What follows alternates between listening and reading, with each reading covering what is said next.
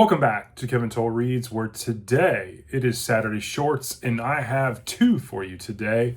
We're going to dive right into sci-fi short story from Jack Williamson titled With Folded Hands. This thought-provoking short story combines futuristic technology with the timeless questions of free will, humanity, and the cost of safety. Then we'll grab our tape measure for the tape measure murder from Agatha Christie, a Miss Marple short story. I am really excited to share this with you. Stick around.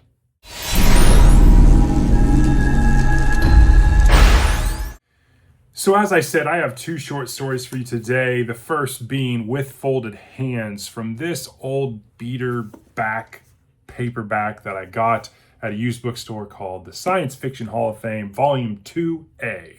It is edited by Ben Bova, and Jack Williamson is one of those short stories. It's 45 pages in length, published in 1947. With Folded Hands is one of those short stories where I got into this collection. I was like, Jack Williamson, that sounds interesting. Don't know anything about him as an author. And I was pleasantly surprised. So, a summary of this short story follows Mr. Underhill, a struggling mechanic and inventor. He is in the town of Two Rivers, and he is watching his community and personal freedom crumble as humanoids have taken over every aspect of life.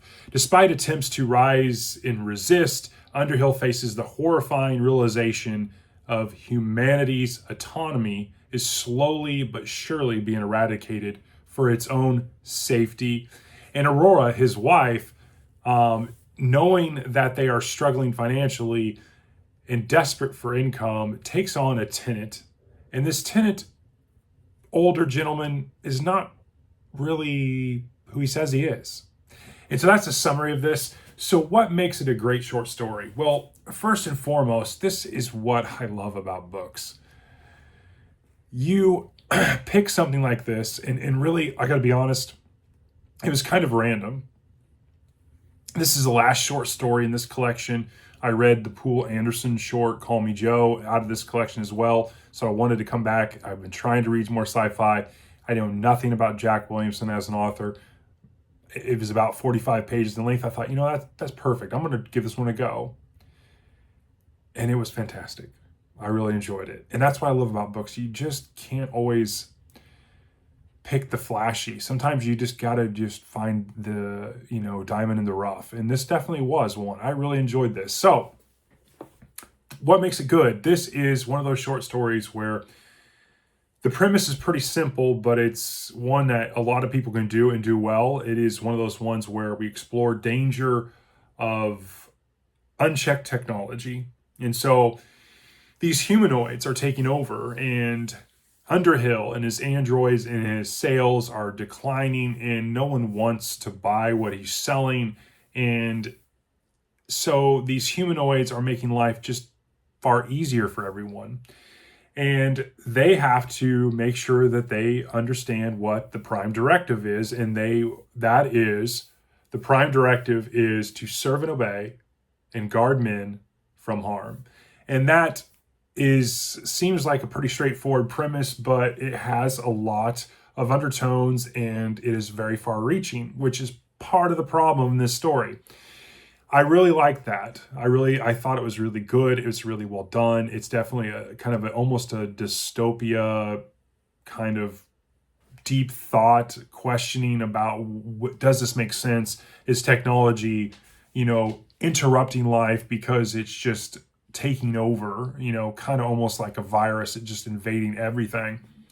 It raises a lot of philosophical questions. Obviously it's, when you're reading this, you have to consider the value of freedom and what that means. The humanoids are very wanting to make sure, with the prime directive that no harm comes to anyone. And with that being said, they take away a lot of things, even things like reading books that talk about, adventurous type stuff that could cause someone harm. They take away all of the duties of cooking. They take all the duties of cleaning and building because they don't want anything to happen to their humans. And at first, this seems like it would be paradise. They're going to cook for me, clean for me, do my hair. I'm just going to have to sit here and just chill.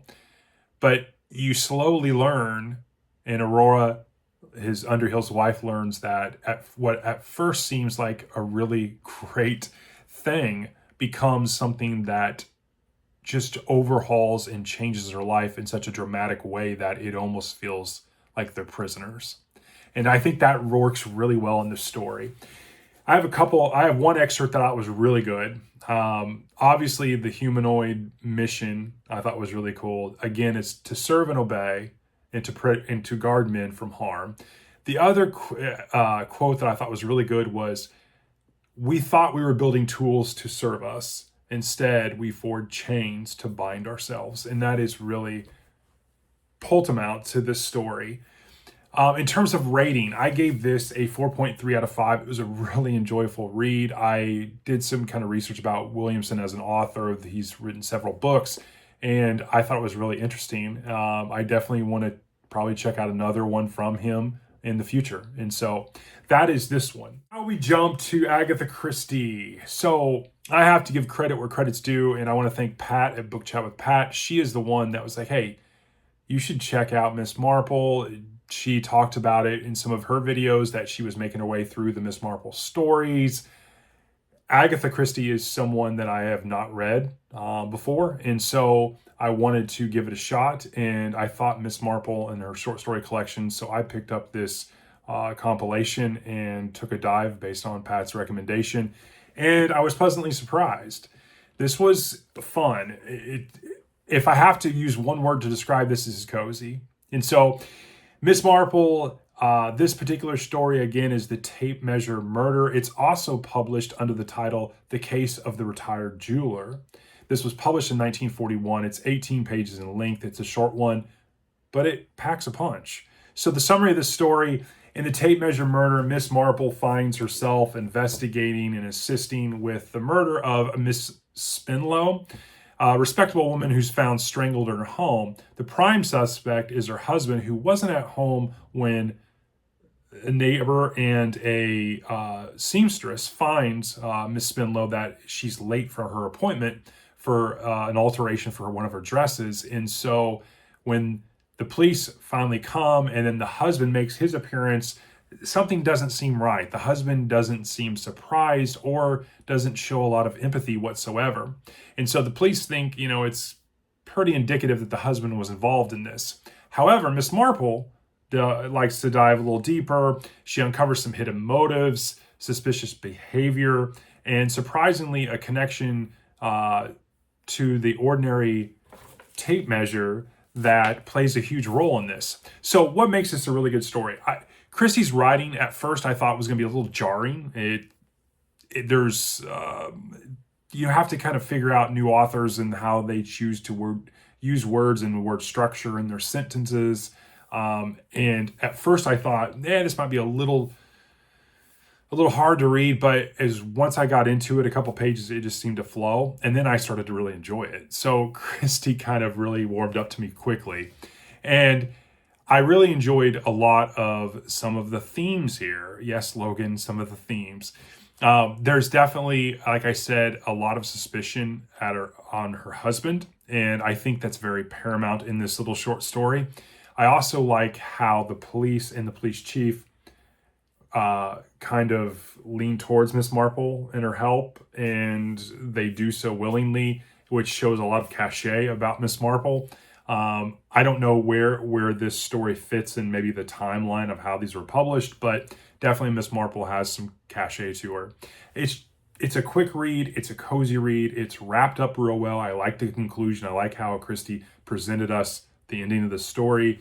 I thought it was really, really well done. There's a couple quotes I want to share. I thought were really kind of cheeky, if I use the parlance.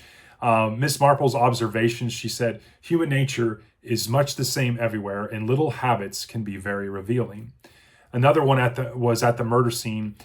"It was an ordinary house with ordinary furnishings, except for the extraordinary absence of life." And then lastly, they were talking about how gossip and evidence kind of go hand in hand. "People always talk, but what they choose not to say is often the most telling. And I thought that was really good. In terms of rating, I gave this a 4.1. I enjoyed it a lot. I think Pat was right on point with this recommendation. It definitely is in something that I want to continue to read.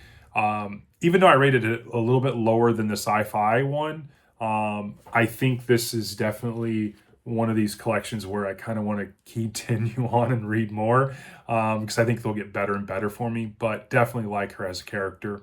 And that, my friends, is my take on this week's Saturday shorts. I had two good ones, a sci-fi and an Agatha Christie short story from Miss Marple. Thanks again for tuning in, and I will talk to you all on the next one. Thanks.